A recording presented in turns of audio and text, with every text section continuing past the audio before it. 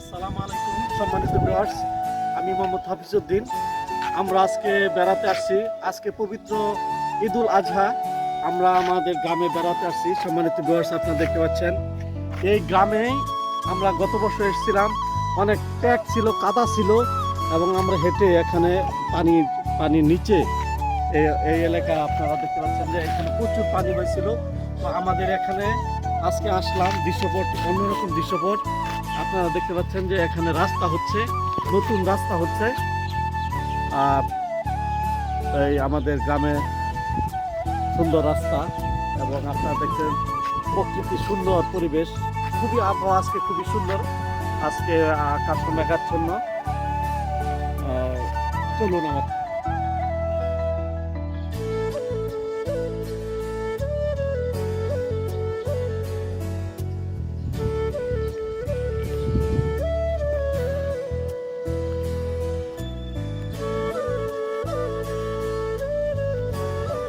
এখানে হাঁস সুন্দর তাদের আনন্দ নিয়ে হাঁস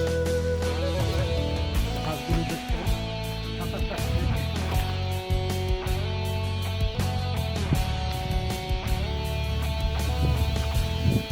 আমরা আমাদের বাড়িতে চলে আসলাম। আসুন আমরা দেখি ঘুরে ঘুরে।